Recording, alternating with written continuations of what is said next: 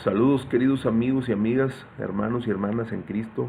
Les saluda su servidor Ramiro Garza, vocalista de la banda Perro Guiñol. Y hoy quiero compartirles un estudio bíblico que he titulado Pasando de muerte a vida, y espero que sea de bendición para ustedes. Es importante también mencionar que las impresiones de lo que voy a compartirles llegaron a mi vida como la primera lección de parte del Señor Jesucristo, cuando me permitió comprender que la enfermedad que yo estaba experimentando ya hacía más de 10 años, que se dictamina como esquizofrenia paranoide, en realidad en mi caso no respondían a una afectación biológica o mental, sino que eran una invasión completamente demoníaca.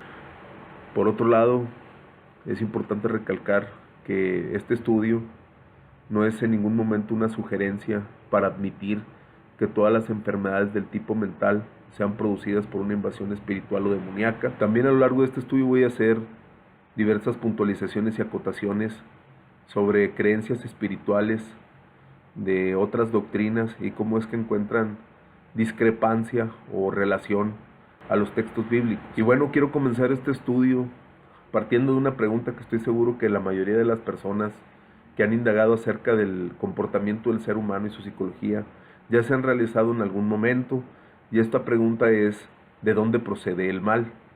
La Biblia, por su parte, brinda una respuesta desde el primer libro, que es el Génesis, y podemos encontrar una respuesta a esta interrogante en el capítulo 2, versículo 17, en el cual en este momento voy a dar lectura para poder comenzar nuestro estudio. El versículo menciona lo siguiente: Mas del árbol de la ciencia del bien y del mal no comerás, porque el día que de él comieres, ciertamente morirás. Ahora bien, la orden Dios la había dado directamente a Adán. No obstante, en el contexto bíblico, y les recomiendo que den lectura al libro de Génesis completo para una mayor comprensión, van a encontrar que Dios, habiendo dormido a Adán, le sacó una de sus costillas y de ahí le dio forma a Eva y se la presentó como su mujer. Y es precisamente a Eva a quien la serpiente, influenciada por Satanás, lleva a la tentación. Y vamos a darle lectura al versículo que refleja esto en el libro de Génesis, capítulo 3, desde el versículo 1 hasta el versículo 7. Pero la serpiente era astuta, más que todos los animales del campo que Jehová Dios había hecho, la cual dijo a la mujer: con que Dios os ha dicho, no comáis de todo árbol del huerto. Y la mujer respondió a la serpiente: del fruto de los árboles del huerto podemos comer, pero del fruto del árbol que está en el medio del huerto, dijo Dios, no comeréis de él, ni le tocaréis, para que no muráis. Entonces la serpiente dijo a la mujer: no moriréis, sino que sabe Dios que el día que comáis de él, serán abiertos vuestros ojos, y seréis como Dios, sabiendo el bien y el mal. Y vio la mujer que el árbol era bueno para comer, y que era agradable a los ojos, y árbol codiciable para alcanzar la sabiduría, y tomó de su fruto y comió. Y dio también a su marido, el cual comió así como ella. Entonces fueron abiertos los ojos de ambos, y conocieron que estaban desnudos. Entonces cosieron hojas de higuera y se hicieron delantales. Ahora voy a dar una explicación de los versículos que hemos dado lectura. De entrada tenemos que la serpiente, que era astuta, es decir, que tenía inteligencia y que podía hablar, no es una tipificación directa de Lucifer, el ángel caído, puesto que este animal conformaba parte de la creación de Dios y en su forma original no reptaba, es decir, no se arrastraba, estaba sobre sus dos pies y además era un ser inteligente con el cual se podía conversar. Como dije, no es una tipificación de Lucifer, sino que Lucifer, se puede inferir a través de la lectura, ya había convencido a la serpiente de formar parte de su ejército, en su intento por derrocar a Dios en el tercer cielo, y llamó también a la creación, en este caso a Adán y Eva, a la rebelión, desobedeciendo a Dios consumiendo de este fruto.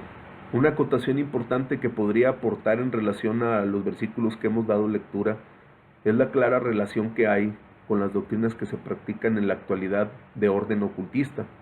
Por ejemplo, podría citar el caso de la teosofía de Madame Blavatsky en el ocultismo moderno, que son las mismas que desembocan en el New Age, en la doctrina de la nueva era, donde el universo, entrando en una nueva era acuariana, le brinda a ciertos individuos el poder y la capacidad de forma energética de comprender que no existe Dios afuera de ellos.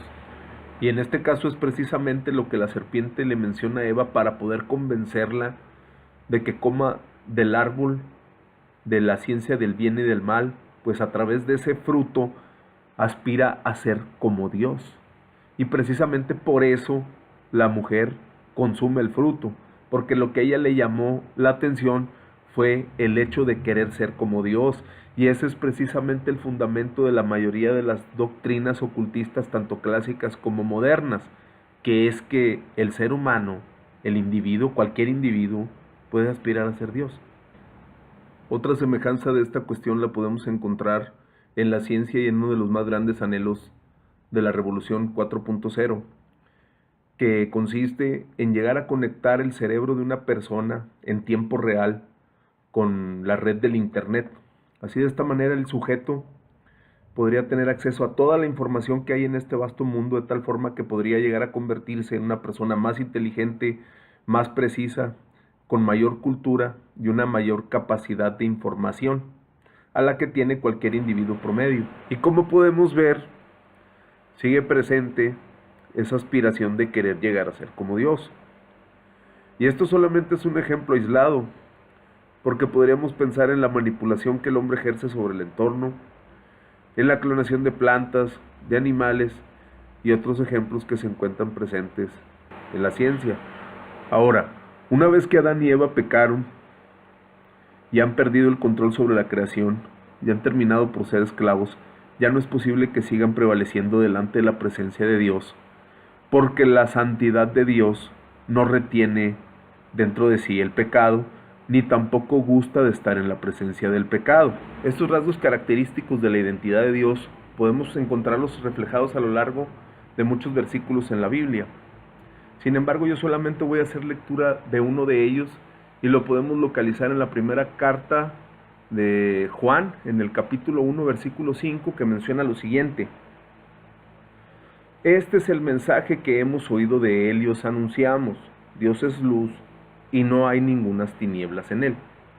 Por ende, podemos comprender que como Dios ni retiene el pecado, ni puede estar en la presencia del pecado, no odiando a la creación como para aniquilarla por completo, lo que hizo fue cubrir la vergüenza que estaba produciendo la presencia del pecado en ellos. Es decir, cubrió los efectos de lo que la muerte estaba haciendo en el corazón y la mente del ser humano.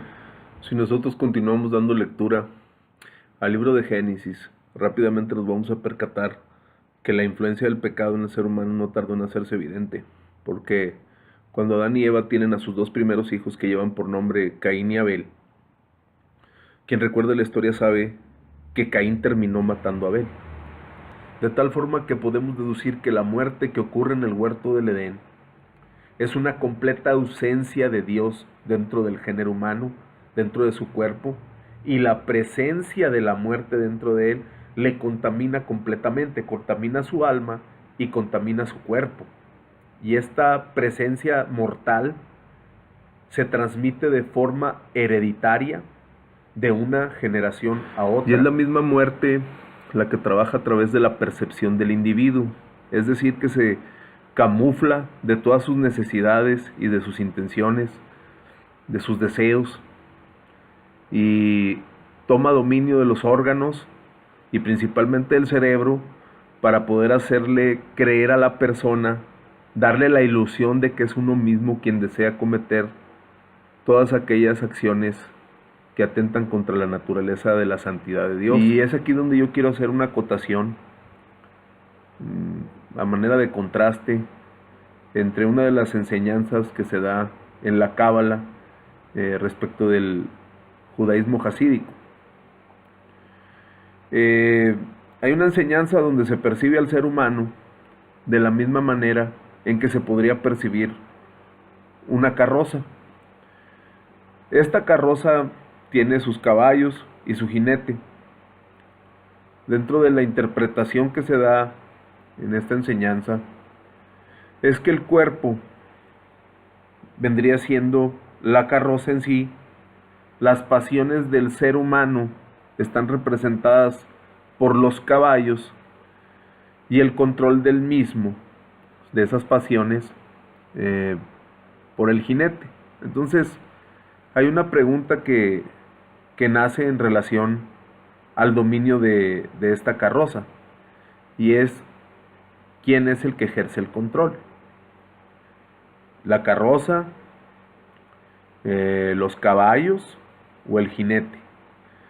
Si nosotros utilizamos la lógica, sabemos que no es bueno que nos dejemos llevar solamente por nuestras pasiones, así que podríamos llegar a pensar que el alma vendría siendo el jinete y que sería el que controla la dirección que lleva la carreta, o la carroza en este caso. Sin embargo, hay una enseñanza que brota de todo esto, y es que quien verdaderamente tiene el control de la carroza no es el jinete ni los caballos, sino la persona que está dentro, el ser que está dentro de la carroza, que en este caso es el pasajero. Cuando yo conocí a Cristo y que mis ojos fueron abiertos a través de la luz del Evangelio, yo pude comprender que dicho pasajero, que trabaja en el interior de forma muy sutil y que además no se le puede ver,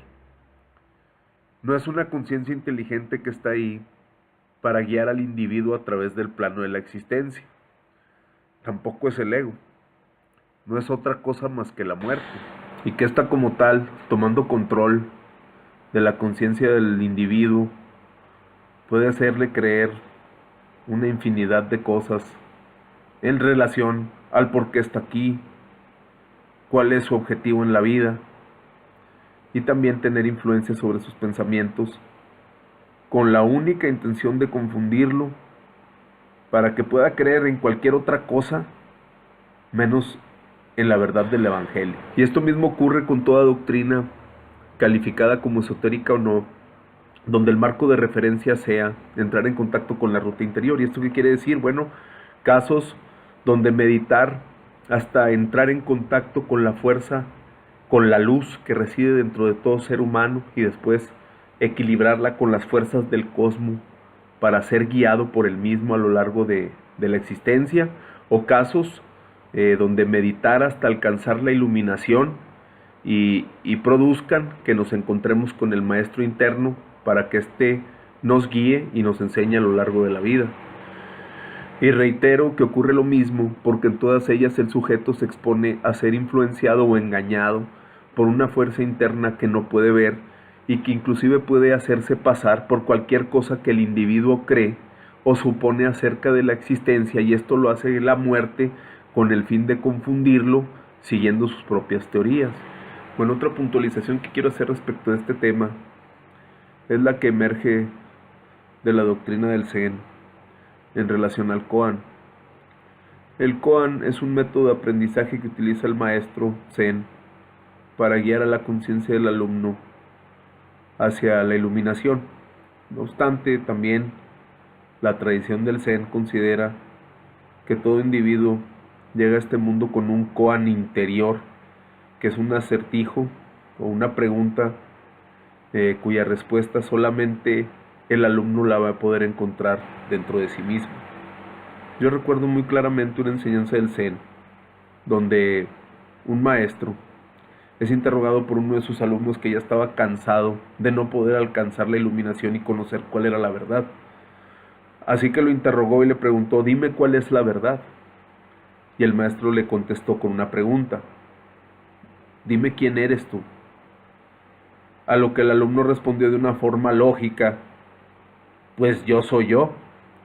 Y entonces el maestro volvió a contestar con otra pregunta: ¿y qué vas a hacer tú con un yo? Y esta enseñanza Zen rondó durante mucho tiempo mi mente, pero a decir verdad yo nunca fui capaz de resolver el acertijo y obtener la información que había detrás del mismo. No fue sino hasta que yo conocí al Señor Jesucristo, una vez conociendo que todo hombre estaba invadido por la muerte, que pude comprender la enseñanza que había detrás de las respuestas del maestro. Lo primero que ocurre es la interrogante del alumno. Dime cuál es la verdad. A lo que el maestro de forma inmediata contesta con la verdad. Dime quién eres tú. Es decir, que si el alumno fuera realmente consciente de que dentro de su individualidad no está solamente el yo que él percibe, sino que también radica algo más, él fuera consciente de la verdad acerca de sí mismo y de la verdad en general a todos los seres humanos. Pero él demuestra que no conoce nada en absoluto de esta verdad, porque lo primero que él responde es, pues yo soy yo, y es una respuesta lógica e instintiva en la cual el individuo se percibe solamente a sí mismo dentro de su universo mental. No obstante, el maestro una vez más intenta dirigir la conciencia del alumno hacia un punto que él no ha sido capaz de comprender, y es percibir que aquello que él califica como un yo, como su propia personalidad, no es algo que sea una única cosa. Esta es una prueba clara de que los maestros del Zen no eran ignorantes, de que dentro de sus cuerpos moraba otra esencia distinta, a la que ellos creían reconocer cuando alcanzaban la iluminación como el maestro Buda. Sin embargo, ellos nunca fueron capaces de reconocer que esta esencia no era otra cosa que la muerte. Y no existe forma alguna en que una persona por sí misma pueda libertarse de las cadenas que ejerce la muerte sobre él. Y por tanto quiero señalar que toda doctrina, esotérica o no, de cualquier índole, cuyo marco de referencia sea creer que el individuo es capaz de generar la luz por sí mismo hasta purificarse, es totalmente falsa y totalmente errónea.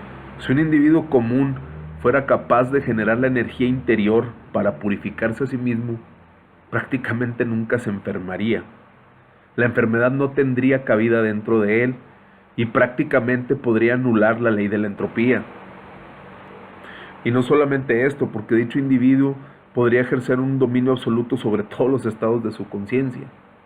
Para ponerles un ejemplo muy sencillo, dicha persona, experimentando el mayor de los dolores de su vida, podría ordenarle a su conciencia que estuviera feliz y fuera totalmente inmune a dicho dolor. Y no existe un ser humano común que pueda hacer eso. Ahora bien, para continuar con nuestro estudio, es necesario dirigir nuestra mirada hacia el Nuevo Testamento. 400 años después aproximadamente de que se escribió la Torá, aparece la figura del Mesías. Dios Padre le revela según su voluntad a su siervo Juan el Bautista quién habría de ser el Cristo. Y en el libro de Juan, en el capítulo 1, versículo 29, podemos encontrar lo que se dijo acerca de él cuando Juan lo presentó al pueblo judío. Yo voy a dar lectura al versículo. El siguiente día vio Juan a Jesús que venía a él y dijo: He aquí el Cordero de Dios que quita el pecado del mundo. Y bien, como ya lo había mencionado casi desde el inicio del video, la esencia de Jesucristo se ve ya tipificada desde el Génesis, en el momento en que se tiene que realizar un sacrificio de animales para poder retirarle las pieles y poder cubrir el pecado. En el versículo que acabamos de dar lectura, se puede observar una característica muy importante que mencionó Juan el Bautista acerca de Jesucristo. Y eso fue que Él es el Cordero que quita el pecado del mundo. En este estudio yo no voy a entrar a profundidad en el tema de los sacrificios que realizaba el pueblo judío. Para que ustedes tengan una mayor comprensión de este tema, yo les recomiendo que lean los primeros 5 libros de la Biblia: Génesis, Éxodo, Levítico, Deuteronomio y Números. Aquí yo solamente voy a utilizar un versículo del libro de Levítico que se encuentra en el capítulo 5, versículo número 10, en el cual se menciona lo siguiente: con la segunda ave hará un holocausto, como ya ha sido prescrito. Así el sacerdote hará expiación por el pecado cometido, y ese pecado le será perdonado. Así que a través de este versículo podemos comprender cuál era la intención que se perseguía en el sacrificio de las ofrendas y por qué se libaba la sangre de las mismas. Esto se hacía, como ya lo vimos, con la intención de alcanzar expiación y perdón de pecados en aquellos que estaban cometiendo faltas que se oponían a la santidad de Dios. Sin embargo, el sacrificio que se realizaba de estas ofrendas y la sangre que se libaba de las mismas no quitaba el pecado. Lo único que podían hacer era cubrirlo. Dios perdonaba la acción cometida, pero dentro del corazón del hombre seguía estando la presencia de la muerte y seguía contaminándolos generación por generación. Para esto precisamente tiene que aparecer el Señor Jesucristo, Mesías que ya había sido prometido de antemano para el pueblo judío a través de la ley y los profetas. Por tal motivo es que Juan el Bautista lo presenta como el Cordero, como la ofrenda perfecta que tiene que entregarse en sacrificio para que sobre éste sea cargado el pecado de todo el mundo y a través de la libación de su sangre pueda quedar completamente la humanidad limpia del pecado, es decir, que quede completamente liberado del dominio de la muerte y por consiguiente del dominio de Satanás. Para poder confirmar que efectivamente la congruencia sobre este tema se mantiene a lo largo de todos los libros de la Biblia, es necesario que vayamos a diferentes pasajes del Nuevo Testamento, en los cuales vamos a poder observar que, a diferencia de los escribas y de los fariseos, el Señor Jesucristo no ignora cuál es ciertamente la condición del ser humano respecto de su espiritualidad. Voy a empezar por dar lectura para comprobar estas cosas al Evangelio según San Juan, en el capítulo 5, desde el versículo 24 hasta el versículo 29.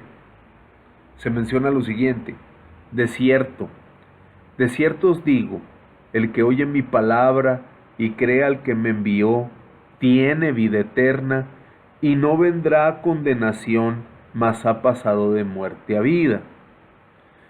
De cierto os digo, viene la hora, y ahora es, cuando los muertos oirán la voz del Hijo de Dios, y los que la oyeren vivirán. Porque como el Padre tiene vida en sí mismo, así también ha dado al Hijo el tener vida en sí mismo. Y también le dio la autoridad de hacer juicio, por cuanto es el Hijo del Hombre. No os maravilléis de esto, porque vendrá hora cuando todos los que están en los sepulcros oirán su voz, y los que hicieron lo bueno saldrán a resurrección de vida, mas los que hicieron lo malo a resurrección de condenación. Bien, ahora voy a proceder a explicar algunas cuestiones importantes de los versículos que hemos dado lectura. Si contrastamos el versículo 25 contra el versículo 28, vamos a poder observar que el Señor Jesucristo está refiriendo a dos tipos de muertos. En el 25 se menciona lo siguiente: de cierto os digo, viene la hora, y ahora es, cuando los muertos oirán la voz del Hijo de Dios, y los que la oyeren vivirán. Ese es un tipo de muertos. Mientras que en el versículo 28 se menciona lo siguiente: no os maravilléis de esto, porque vendrá hora cuando todos los que están, fíjense bien en qué lugar, en los sepulcros, oirán su voz. Y los que hicieron lo bueno saldrán a resurrección de vida, mas los que hicieron lo malo a resurrección de condenación. Yo añadí el versículo 29 con intención de lo siguiente.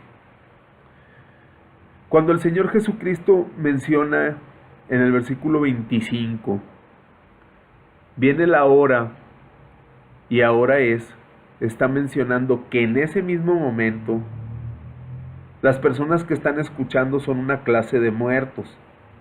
Son personas que están muertos pero espiritualmente, puesto que aún teniendo hálito de vida y estar respirando y estar en conciencia, son personas que están separadas de Dios Padre. No tienen una relación con Dios, no tienen una relación con su divinidad. Por tanto, Jesucristo no ignora que están muertos. Mientras que por su parte, los muertos que se refieren en los versículos 28 y 29 son difuntos, personas que ya murieron y que fueron sepultadas, y que cuando el Señor Jesucristo menciona que va a llegar una hora, se refiere a otro momento donde se va a suscitar la resurrección de los muertos. El Señor Jesucristo en ningún momento es ignorante de cuál es la condición verdadera del ser humano, ni tampoco hay en sus palabras incongruencias en relación con el Antiguo Testamento, con los versículos que ya hemos dado lectura anteriormente. Otra clara alusión acerca de la condición del hombre la realiza el mismo Señor Jesucristo y queda registrada en el libro de Lucas, capítulo 9, versículos 59 y 60, de los cuales yo voy a dar lectura en este momento. Y dijo a otro: sígueme. Él le dijo: Señor, déjame que primero vaya y entierre a mi padre. Jesús le dijo: deja que los muertos entierren a sus muertos, y tú ve y anuncia el reino de Dios. Como podemos ver, el Señor Jesucristo está dirigiendo sus palabras a una persona que está viva, y le dice: deja que los muertos entierren a sus muertos. Si nosotros razonamos estas palabras de forma lógica, vamos a llegar a la conclusión de que no existe forma humana de que un difunto dé sepultura a otro difunto. No existe forma de que un muerto pueda enterrar a otro muerto. La única manera en que esto pudiera tener una lógica congruente sería en el sentido de las escrituras, en el sentido espiritual, en el hecho de que esa persona que está viva, para Dios está dada por muerta, porque dentro de él no existe la presencia de Jesucristo. ¿Y por qué es que la presencia del Señor Jesucristo debiera de estar en la persona? Bueno, por lo siguiente, la respuesta la vamos a encontrar en diversos pasajes de la Biblia. Sin embargo, yo voy a señalar el versículo que se encuentra en el libro de Juan, capítulo 14, versículo número 6, del cual voy a dar lectura. Jesús le dijo: yo soy el camino, la verdad y la vida. Nadie viene al Padre sino por mí. En el contexto de ese capítulo, el Señor Jesucristo ya se está presentando, ya se está identificando como la vida, como el portador de la vida. Es decir, un espíritu contrario al de la muerte. Y también refiere que solamente a través de Él es que se puede tener acceso al Padre.